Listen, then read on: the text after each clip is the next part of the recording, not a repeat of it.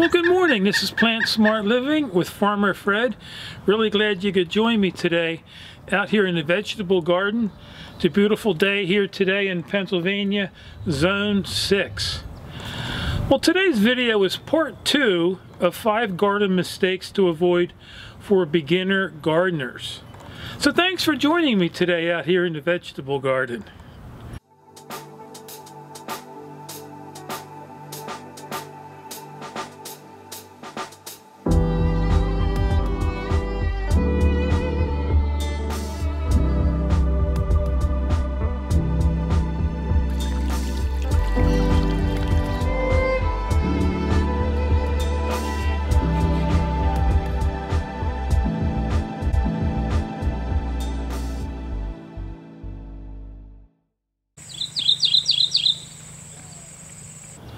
So I've been gardening here for about 25 years or more, and you know, through those years there's just a lot of trials and errors. There's a lot of failures and successes, but you know, like many things in life, especially myself, I mean, in my failures is really where I learn a lot. You know, life is a big learning curve. Gardening's a big learning curve, you know, and so, you know, if I can teach you what garden mistakes to avoid, it's going to just make your garden season a lot easier, a lot more enjoyable. And like I said, this is part 2 of what garden mistakes to avoid. But let's just quickly review what part 1 was here, of what garden mistakes to avoid. Part 1, I discussed about not starting too large with your garden. I always encourage gardeners to start small and build off your successes. If you start something too big, you're going to become overwhelmed. Number 2 was the location. In other words, don't plant your vegetable garden in the wrong spot. Certain vegetables require a certain amount of sunlight.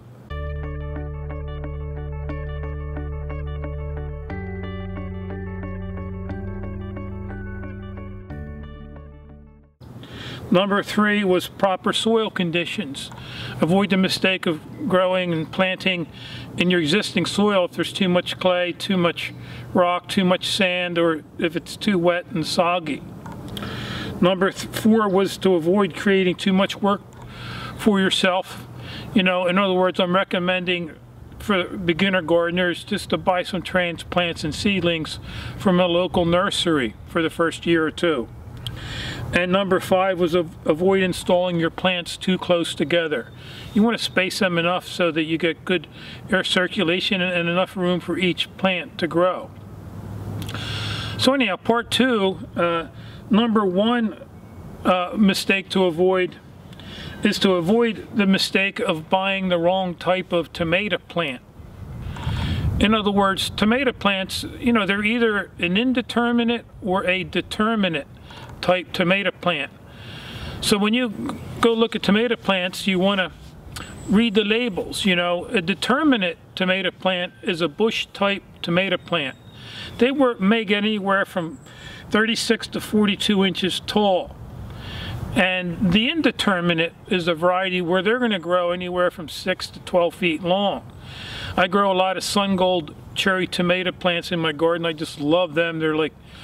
They're just like sweet jewels on the vine, but you know, I've had them grow a good 12 feet longer or more. So, and again, then the bush type tomato plants, my mountain spring and so on, they're a bush type variety. Again, they're only going to grow about 42 inches long. So when you're out picking or choosing your tomato plants, carefully read the label. Again, if you just want a bush type tomato plant, you want to choose, you know, a shorter tomato plant, choose the determinate type variety. If you want one that's going to vine and grow a lot longer, you're going to obviously have to provide also a trellis for that, and that's the indeterminate variety.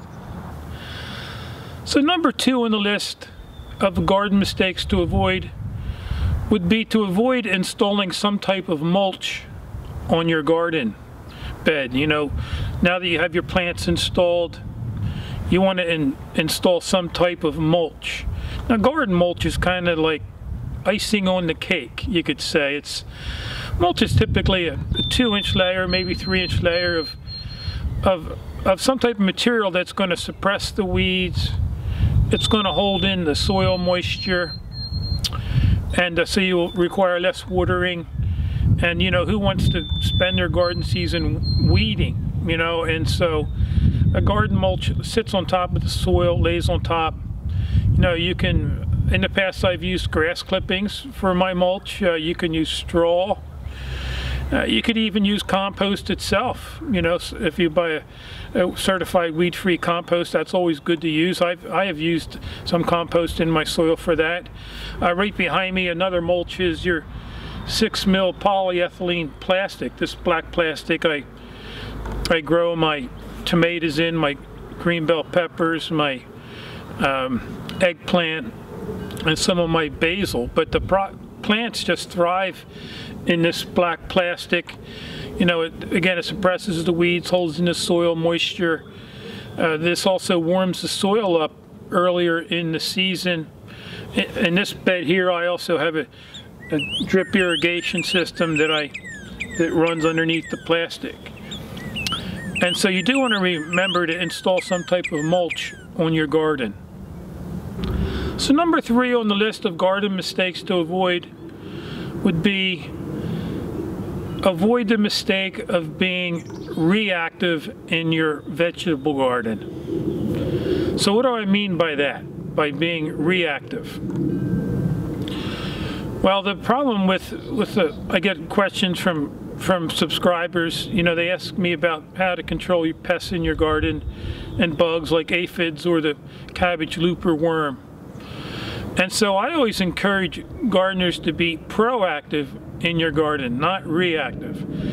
In other words, don't wait till your plants become infested by aphids or attacked by the cabbage looper worm that they just destroy your plants, they become diseased, and so on. And so I always encourage gardeners in the beginning of the season to be proactive. You know, you spend a little bit of time, a little bit of money in the beginning of the season and install low tunnel hoop houses.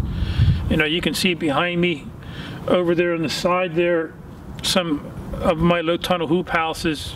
You can see some of the hoops there. But right on the end of my garden is, I'm going to be planting my broccoli there soon. But I install in my gardens low tunnel hoop houses that I cover with a spun bonded polyester cloth. And that protects your plants, you know, from the garden pests and so on, even garden critters or deer, you know, or squirrels. It keeps them out of your garden bed. And by spending a little bit of time and money up front in your garden season, it's going to allow your garden season to be a lot more enjoyable out here, not having to fight the pests and critters that come into your garden. And you can buy, you know, the row covers locally from garden centers, or you can get it online. But to be proactive in your garden is certainly something that's you're going to be thankful that you took that approach, because it's just going to make your garden season a lot more enjoyable. So number 4 on the list would be avoiding overwatering your plants or underwatering your plants. So here in my garden, I always try to, here in Pennsylvania Zone 6, I try to water my plants install about 1 inch of water a week.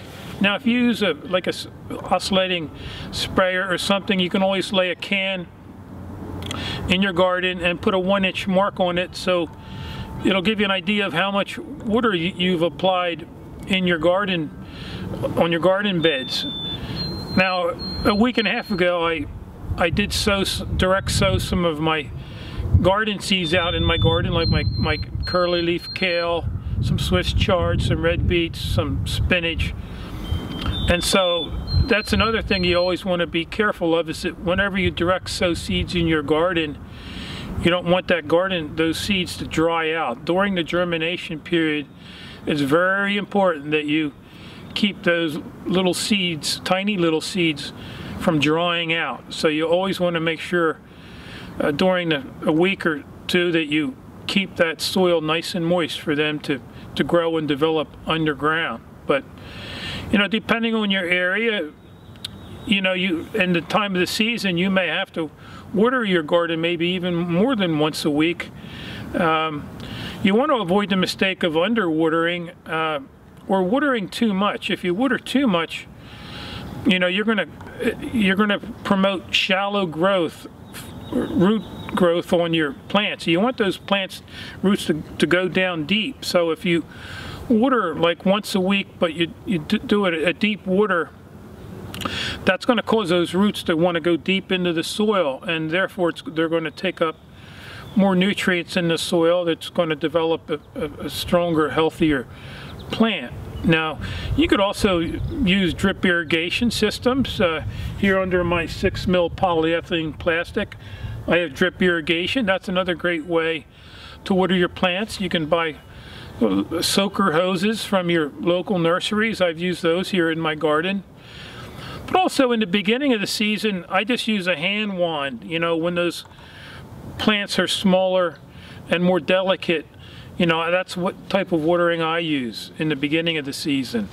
Another thing to consider is what time of day to water your plants. Now, if you water your plants early in the morning and you have a hot, sunny day out, a lot of the water you just installed is going to evaporate during the day.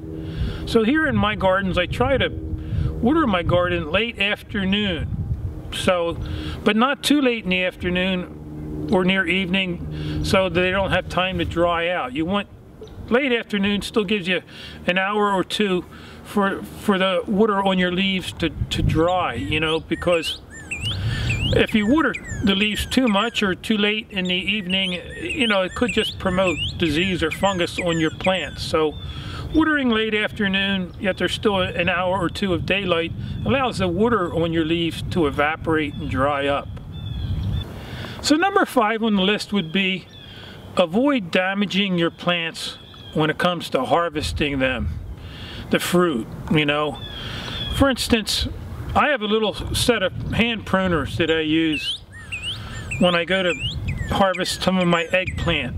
You know, they can be kind of hard to pull off that vine, you know, and so off the plant. And so you want to be careful when you go to harvest certain vegetables that you don't break the branch. So I use some small hand pruners on a lot of my green bell peppers. You know, they can be pretty hard to get off the plant sometimes. You end up breaking the whole branch, where there's other peppers on there too that are still small and growing and developing. So even with green bell peppers, I sometimes will use a small set of pruners, or if you have some heavy-duty hand scissors, you know, I have some KitchenAid hand scissors that are pretty strong. You can use those in your garden. Or when it comes to picking some of your melons, like cantaloupe or watermelon, you know, it's sometimes good to have a small set of pruners so you don't damage the plant or the branch. And so that's always a good tip to remember in your garden, is to use a good set of pruners. So anyhow, I hope this list of 5 garden mistakes to avoid has been helpful for you. If you have any questions or comments about this video, feel free to leave them in the comments section below. And you can also visit us at plantsmartliving.com. And there you can learn more about gardening and also how you can reclaim your health by adopting a whole food, plant-based, vegan lifestyle. Well, anyhow, I hope you have a wonderful day today. So until next time, this is Plant Smart Living with Farmer Fred.